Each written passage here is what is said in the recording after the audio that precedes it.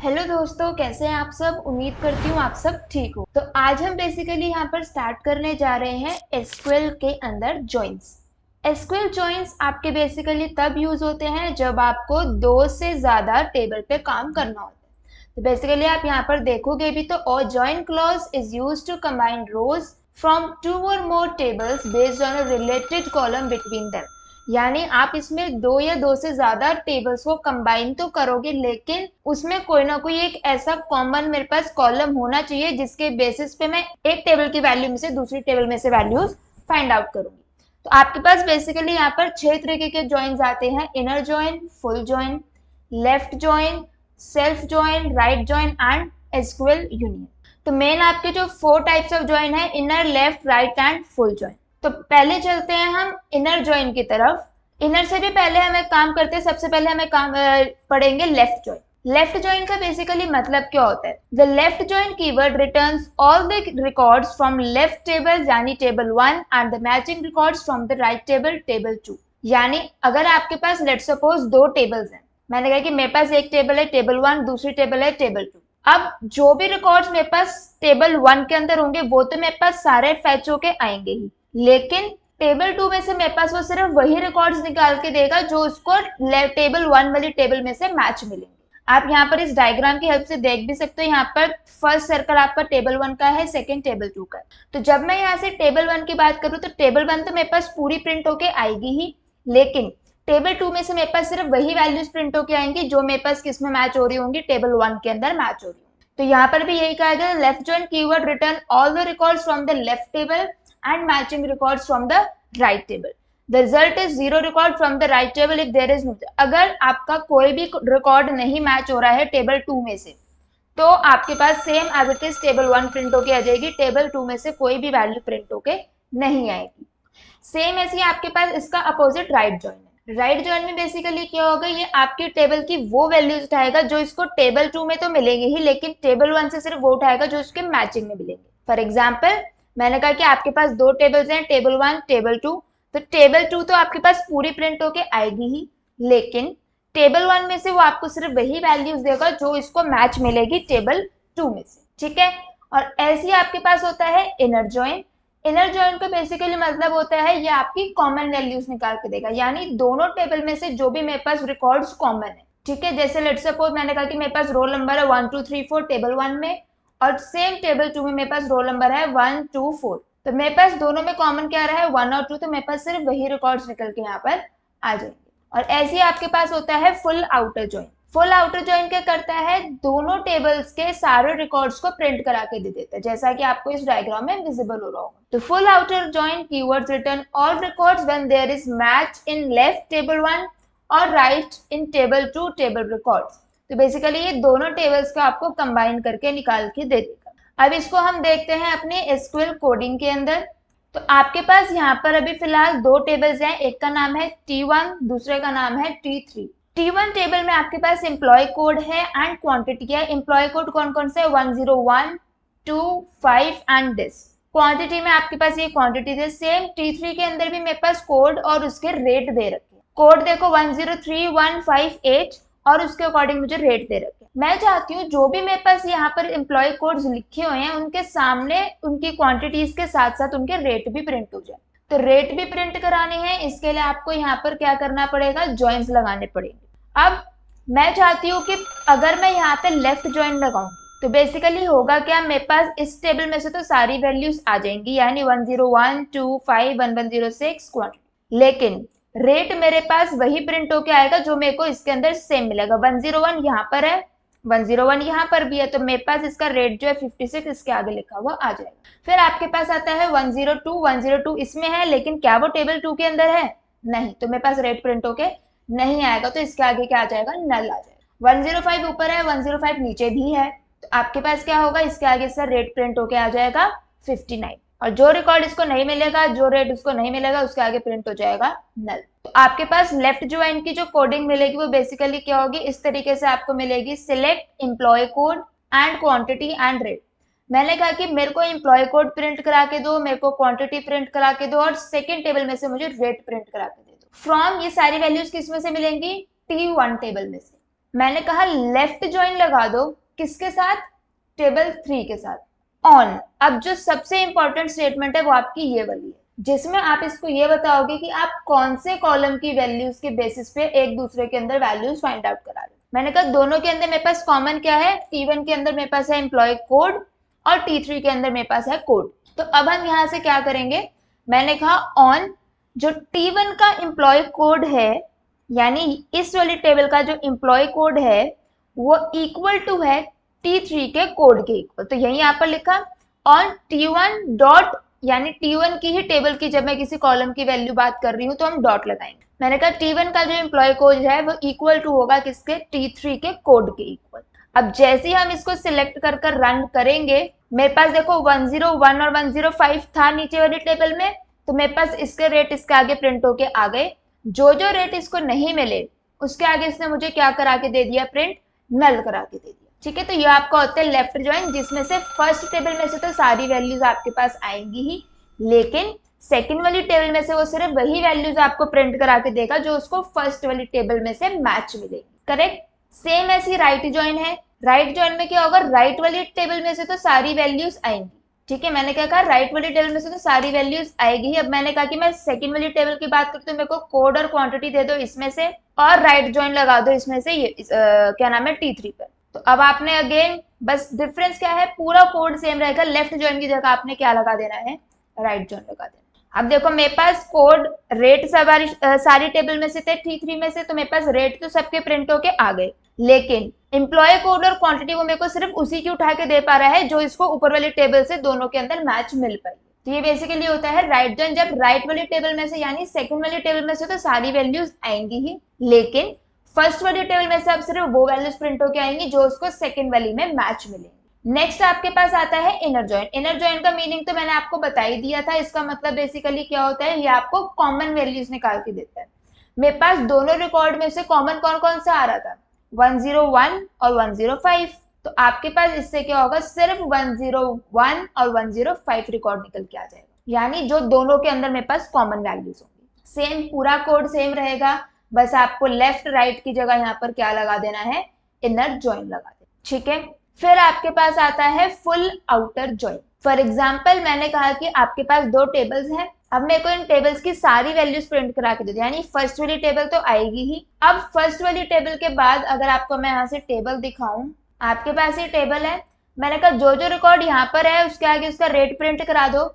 जो जो कोड इसके अंदर नहीं मिल रहा उसी एम्प्लॉय कोड के नीचे वो वाला कोड क्या कर दो, ऐड कर दो। तो ये बेसिकली करेगा फुल आउटर ज्वाइन, जिसमें बेसिकली दो टेबल्स आपकी कंबाइन हो जाएंगी। सिलेक्ट किया, रन किया, जो जो इसको रेट मिल गए वो तो उसके आगे प्रिंट होके आ गए, और जिस जिसके मेरे पास रेट थे उसके मेरे पास ऊपर वाली टेबल में एम्प्लॉय कोड और क्वांटिटी नहीं थी, तो इसने मेरे इसको उसने नल प्रिंट करा के दे दिया, और जिस जिसका रेट नहीं था तो उसकी जगह इसने नल प्रिंट करा के। तो ये बेसिकली आपके पास मेन 4 टाइप ऑफ जॉइंट्स होते हैं, left, right, inner and full out. Correct. अब ऐसे ही आपके पास होता है कौन सा, self join. Self join basically मतलब क्या होता है, जब आप एक टेबल को अपनी दूसरी टेबल से ही क्या करा देते हो, ज्वाइन करा देते, यानी एक ही कॉलम को अलग अलग वैल्यू से ज्वाइन कराना। फॉर एग्जाम्पल मैंने कहा कि मेरे पास ये टेबल है, अब इस टेबल में से अगर मैं यहाँ पर देखूं सेल्फ ज्वाइन से, मैंने कहा कि मुझे एम्प्लॉय कोड और रेट दे दो, जिसमें मैंने T1 वाली टेबल को क्या नाम दे दिया, क्वांटिटी, और T3 वाले को नाम क्या दे दिया, रेट।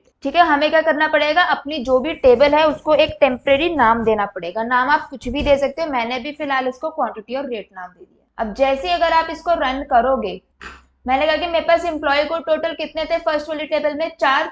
ठीक है, अभी क्या करेगा, हर एक एम्प्लॉय कोड के आगे सारे सारे रेट प्रिंट कराएगा, यानी अगर आपके पास 4 एम्प्लॉय कोड है तो आपके रिकॉर्ड्स को 16 टाइम्स प्रिंट कराएगा। अगर आपके पास 3 एम्प्लॉय कोड है तो आपको 9 टाइम्स प्रिंट कराएगा। देखो आप यहाँ पे देखोगे तो आपके पास टोटल 16 रिकॉर्ड्स निकल के आएंगे। पहले वही 4 एम्प्लॉय कोड, उसके ऊपर रेट आया 65, फिर दूसरे वाले मेरे पास एम्प्लॉय कोड दिए, फिर सेकंड रेट मेरे पास कौन सा था, 56, तो वही इसने रेट मेरे को इन सारे कोड्स के आगे लिखवाया। फिर इसने मेरे को सारे कोड्स के आगे अगला रेट लिखवाया, फिर इन कोड्स के आगे मेरे पास अगला रेट लिखवाया। तो मेरे पास 4 रेट थे, तो सबके आगे एक ही रेट को बार बार प्रिंट कराने के बाद इस वजह से मेरे पास जितने भी रिकॉर्ड होंगे उसके डबल कॉपीज निकल के आएंगे। ठीक है, self join as such as हमारी जो आगे जाके आप वर्क करोगे तो इतना यूज नहीं आता है, लेफ्ट राइट आउटर इनर ही ज्यादा यूज आता है, ठीक है। नेक्स्ट आपके पास आता है inner join, union join and union all, ठीक है। यूनियन जॉइन का बेसिकली मतलब होता है जब आपको एक कॉलम में से सिर्फ अपनी यूनिक वैल्यूज फाइंड करनी है। जो यूनियन वर्ड बना है ये बना ही यूनिक वर्ड से है। अगर हम इसकी यहाँ पर थ्योरी देखेंगे, the union operator is used to combine the result set of 2 और more select statements. The column must also have similar data types. The columns in every select statement must also have the same order. आपके पास basically क्या करेगा, unique values निकाल के दे देगा जो भी आपके कॉलम में से हो, जबकि यूनियन ऑल जो है वो आपको सेम काम करके देगा। अब देखते हैं इसको डिफरेंस क्या मिलेगा आपको करने के बाद। मैंने कहा कि सिलेक्ट करो एम्प्लॉय कोड किस में से, T1 में से, और सिलेक्ट करो कोड किस में से, T3 में से, ठीक है। बीच में मैंने लगा दिया यूनियन। अब आप इसको रन करोगे तो आपके पास देखो सारे एम्प्लॉय कोड्स निकल के आ गए। सेम अगर मैं यही चीज यूनियन में भी करूंगी, मैंने यहाँ से लिखा select employ code from T1 union all, फिर मैंने यहाँ से लिखा सिलेक्ट कोड फ्रॉम T3। अब सेम इसे भी रन करूंगी, मेरे पास एम्प्लॉय कोड्स आ गए। तो मैंने कहा दोनों में डिफरेंस क्या है। जब आप यूनियन की बात करते हो तो यूनियन आपको बेसिकली क्या करेगा, सिर्फ यूनिक वैल्यूज फाइंड आउट करा के देगा। क्या निकाल के देगा, सिर्फ यूनिक वैल्यूज फाइंड आउट करा के देगा। जबकि यूनियन ऑल आपका क्या करेगा, आपको सारे रिकॉर्ड्स दिखाएगा। अगर वो 10 बार रिपीट हो रहा होगा तो वो रिकॉर्ड आपको 10 बार भी दिखाएगा। लेकिन यूनियन में ऐसा नहीं है, यूनियन में सिर्फ यूनिक वैल्यूज निकलेंगी। यूनियन ऑल में वो डुप्लीकेट वैल्यूज को भी आपको शो करके देगा। तो ये बेसिकली डिफरेंस होता है यूनियन एंड यूनियन ऑल के, ठीक है। क्लियर है? आई होप आपको इतना सारा जो आपको ज्वाइंस करा दिए हैं ये सारे आपको क्लियर होंगे, ठीक है। अब नेक्स्ट की अगर मैं बात करूं तो नेक्स्ट आपका बेसिकली आता है सिलेक्ट इनटू। सिलेक्ट इनटू बहुत अच्छा आपका ऑपरेटर है, यहाँ पर बहुत अच्छा फंक्शन है। बेसिकली ये करेगा क्या, मैंने कहा कि मुझे ना एक नई टेबल बनानी है, लेकिन जो मेरे को उस टेबल के अंदर कॉलम्स यूज करने हैं वो मैं ऑलरेडी किसी टेबल में से उठवा के लेके आना चाह रही हूँ। यानी अगर मैं टेबल बनाऊंगी तो मेरे को प्रॉपर क्रिएट टेबल की स्टेटमेंट लिखनी पड़ेगी, फिर उसके अंदर अपने रिकॉर्ड्स इंसर्ट करने पड़ेंगे। लेकिन मैंने कहा कि मैं ऑलरेडी एक टेबल बना चुकी हूँ, मेरे पास उस कॉलम टेबल में से सिर्फ कुछ कॉलम्स उठा के एक नई टेबल बनानी। तो बेसिकली सिलेक्ट इनटू क्या करेगा, आपके कुछ कॉलम्स को उठा के कॉपी करेगा और उसको कॉपी कर एक नई टेबल के अंदर मेरे पास पेस्ट कर दे, ठीक है। तो यहाँ पर आप देखोगे भी the select into statement copies data from one table into new table, new table के अंदर करके देगा। The new table will be created with the column names and the types as defined in the old table. जो data type जो column name आपने पुरानी table में दिए होंगे सेम उसको ऐसे ही यहाँ पर आपको प्रोवाइड किया जाएगा। You can create new column names using as clause, तो आप नया कॉलम भी बना सकते हो as clause करके, ठीक है। तो अब हम देखते हैं कि पहले यहाँ पर सबसे पहले एक टेबल ढूंढते हैं कि अगर हमारे पास यहाँ पर एक टेबल पड़ी हो तो हमें फिलहाल एक काम करते हैं, हमारे पास यहाँ पर एक स्कूल बस टेबल है, हम इसको एक बार क्रिएट करते हैं, ठीक है। ये आपके पास आ गया। अब अपनी हम टेबल यहाँ से लगाते हैं। मैंने कहा कि अभी हम यहाँ पर क्या करने वाले हैं, सिलेक्ट इनटू। मेरे पास टेबल है, आपको दिखा देती हूँ मैं, select star from school bus. इसको सेमीकोलन लगाया और हमने यहाँ से रन किया। आपके पास ये टेबल बन के आ गई। मैंने कहा मुझे इस टेबल में से ना एरिया नेम, उसका डिस्टेंस और उसका ट्रांसपोर्टर, सिर्फ ये 3 चीजें चाहिए, उसके अलावा कुछ नहीं चाहिए। क्या क्या, एरिया नेम, डिस्टेंस और उसका ट्रांसपोर्टर, ठीक है। तो अब मैंने इसे कहा सिलेक्ट। अब अगर आप स्टार लगाओगे तो सारे कॉलम्स आपके एक नए टेबल के अंदर कॉपी हो जाएंगे, लेकिन मैं कुछ कॉलम्स करना चाह रही हूँ तो उन कॉलम्स का लिखो नाम। मैंने कहा एरिया नेम, ठीक है। एरिया नेम के बाद हमें कौन सा चाहिए, डिस्टेंस। उसके अलावा मुझे कौन सा चाहिए, ट्रांसपोर्टर, ठीक है। ट्रांसपोर्टर चाहिए। अब इसके बाद हम इसको बताएंगे इनटू, यानी कौन सी टेबल में लेके जाना। मैंने कहा इसको ले जाओ स्कूल नाम की टेबल में। अब बताओगे फ्रॉम, किस टेबल में से लेके जाना है, स्कूल बस में से। अगर कोई कंडीशन भी लगाना चाहते हो, फॉर एग्जांपल मैंने कहा कि मेरे को वो दे दो जिसका डिस्टेंस जो है वो 10 या 30 से ज्यादा है, तो आप यहाँ पर अपने अकॉर्डिंग वेयर लगा के कंडीशन भी लगा सकते हैं। लेकिन अभी हमें नीड नहीं है तो अब हम डायरेक्टली इसको सिलेक्ट करके रन करेंगे। 10 रूज आई। अब आप देखो यहाँ से लिखोगे सिलेक्ट स्टार फ्रॉम स्कूल।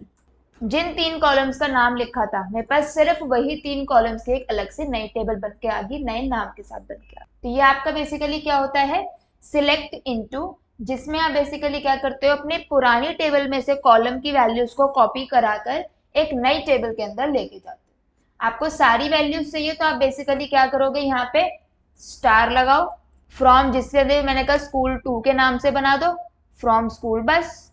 अब आप लिखोगे select star from school 2, select करोगे, रन करोगे, सारी वैल्यूज आपके पास same as it is print होके आ गई स्कूल 2 के। कंडीशन लगानी है तो वो मैंने आपको बताई दी कि आप किसके थ्रू लगा सकते हो, वेयर स्टेटमेंट के थ्रू। क्लियर है इतना आपको? आई होप यहाँ तक आपको सबको क्लियर होगा। नेक्स्ट अब हम यहाँ पर पढ़ने जा रहे हैं व्यू स्टेटमेंट। व्यू आपका बेसिकली क्या करता है, a view contains rows and column just like a real table. ये जैसे आपकी टेबल के अंदर वैल्यूज होती है सेम वैसे ही करता है, लेकिन मैं अगर यहाँ से देखूंगी मेरे पास डेटाबेस है, ठीक है, कौन सा डेटाबेस है आप यहाँ से अपने अकॉर्डिंग देख सकते हो। ठीक है, मैंने कहा जो भी आपको डेटाबेस चाहिए यहाँ पे आप अपने अकॉर्डिंग डेटाबेस देखो। मैंने कहा अभी मैं काम कर रही हूँ यहाँ पर मास्टर डेटाबेस के अंदर, तो हम देखते हैं अगर यहाँ पर हमें मास्टर डेटाबेस दिख जाए तो आप यहाँ पर आओगे, ये रहा। तो यहाँ पर आपके पास टेबल्स के अंदर आओगे तो आपके पास देखो दिख जाएंगे कि आपने ये सारे टेबल्स बनाए हैं। जैसे मैंने स्कूल बनाया, स्कूल 2 बनाया, स्कूल बस बनाया। लेकिन मैं चाहती हूँ मैंने एक टेबल बनाई है, उस टेबल को ना मैं उस टेबल के नाम से नहीं रन करना चाहती, किसी और नाम से रन करना चाहती, या फिर मेरे को सिर्फ 2 रिकॉर्ड्स देखने हैं और वो 2 रिकॉर्ड्स देखने हैं, तो उसके लिए मैं एक अलग से व्यू बनाना चाह रही हूँ। तो बेसिकली आपका करेगा क्या, व्यू स्टेट। व्यू बनाने के लिए आपके पास बेसिकली क्या करोगे, क्रिएट व्यू। आपने व्यू का कुछ भी जो भी नाम रखें, लेट सपोज मैंने व्यू का नाम रख दिया हमने व्यू का नाम रख दिया नेम, या फिर मैंने कहा मैंने व्यू का नाम रख दिया सिक्योरिटी एज। अब इसके बाद आप देखोगे सिलेक्ट, मैंने कहा मुझे कौन कौन से कॉलम्स चाहिए। ठीक है, मैंने कहा कि मेरे को आप इसमें से दे दो एरिया नेम और मुझे आप दे दो उसके चार्जेस। करेक्ट। फ्रॉम किस में से दे दो, स्कूल बस में से। अब अगर आप इतना करोगे तो आपके पास होगा, जैसे ही आप लिखोगे ना सिलेक्ट स्टार फ्रॉम सिक्योरिटी, आपके पास डायरेक्टली जो ये वाला कंडीशन वाला रिकॉर्ड है ये निकल के आ जाएगा। लेकिन मैंने कहा कि इसमें भी मैं अगर वेयर कंडीशन लगा देती हूँ, ठीक है, मैंने क्या लगा दी, वेयर कंडीशन लगा दी। मैंने कहा वेयर जो उसके चार्जेस हैं वो क्या होने चाहिए, ग्रेटर देन हम कह लेते हैं 80,000 होना चाहिए। सिलेक्ट करोगे, रन करोगे, आपके पास व्यू बन गया। व्यू रन करने के लिए आपने सेम करना है, सिलेक्ट स्टार फ्रॉम, मैंने व्यू का नाम क्या रखा है, सिक्योरिटी। जैसे ही मैं सिक्योरिटी लिख के, तो जो मैं यहाँ पर डेटा यहाँ पर देखना चाह रही हूँ उस सारे जो डेटा है, कंडीशन है, क्वेरी है, उसको मैंने किसके अंदर सेव कर दिया है, एक सिंगल नेम के अंदर सेव कर दिया। तो जब भी मुझे अब ये वाला डेटा देखना होगा मैं सिर्फ इस पर क्लिक करूंगी तो आप इजीली अपना ये देख सकते हो। ठीक है, अगर आप पूरी टेबल देखना चाहते हो तो आप पूरी टेबल भी देख सकते हो। मैंने यहाँ से किया सिलेक्ट स्टार से क्रिएट करना है हर को, मैंने यहाँ से किया क्रिएट व्यू, उसका मैंने नाम दे दिया personal as select star from, आपके टेबल का नाम क्या है, स्कूल बस। मैंने कहा जो भी स्कूल बस का डेटा है ना सारा मेरे को किस नाम से दिखे, पर्सनल के नाम से दिखे। अब देखो जब मुझे पता है कि अगर मुझे स्कूल बस का डेटा देखना है तो मैं क्या करूंगी, select star from school bus. लेकिन अब अगर मैं यहाँ से सिलेक्ट स्टार फ्रॉम पर्सनल भी लिखूंगी तो भी मेरे पास अपना डेटा यहाँ पर निकल कर आ जाएगा। ठीक है, तो ये होता है व्यू। जब आप क्या करते हो, अपने एक टेबल की वैल्यूज को देखने के लिए या फिर जितनी भी कंडीशंस हैं उनको एक सिमिलर सेट ऑफ डेटा के अंदर आप इसको रिकॉर्ड कर देते हो। ठीक है, तो ये आपका क्या होता है, व्यू। आई होप आपको यहाँ तक क्लियर होगा। अब हम बेसिकली यहाँ पर सीखने वाले हैं ऑटो इंक्रीमेंट। क्या सीखने वाले हैं हम, ऑटो इंक्रीमेंट। ऑटो इंक्रीमेंट से बेसिकली होगा क्या, आपने अपनी एक टेबल बनाई, मैंने कहा कि मेरे को ना उसमें रोल नंबर चढ़ाने, और मेरे को बार बार वो रोल नंबर लिखना पड़ रहा है, 1 2 3 4 5 6, इतना सारे रोल नंबर मेरे को खुद लिखने पड़ रहे हैं। मैं चाहती हूँ जैसे मैं एक नया रिकॉर्ड एंटर करूँ उसमें रोल नंबर ऑटोमेटिकली जनरेट हो जाए। यानी अगर मैंने एक नया रिकॉर्ड चलाया तो उसको ऑटोमेटिकली रोल नंबर मिल जाए 1, फिर जब मैंने सेकेंड रिकॉर्ड चलाया तो उसको मेरा रोल नंबर मिल जाए 2। तो इसमें क्या होगा कि हम यहाँ पर ऑटो इंक्रीमेंट सेट कर रहे हैं, क्या कि मेरे को बाय डिफॉल्ट वो अपनी टेबल में वैल्यूज दे दे। अभी हम यहाँ पर क्या करेंगे, अपनी एक टेबल क्रिएट करेंगे, क्रिएट टेबल पर्सन। ठीक है, हमने यहाँ से लिखा क्रिएट टेबल पर्सन। करेक्ट। अब मैं यहाँ पर इसमें बनाना चाह रही हूँ पर्सन आईडी, उसको मैं देना चाहती हूँ इंटीजर डेटा टाइप।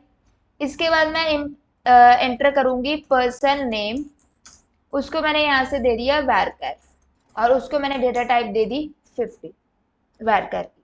ठीक है, फिर इसके बाद मैंने कहा कि मैं उसके मार्क्स एंटर करना चाह रही हूँ, ठीक है, मार्क्स उसके मैंने दे दिए इंटीजर में।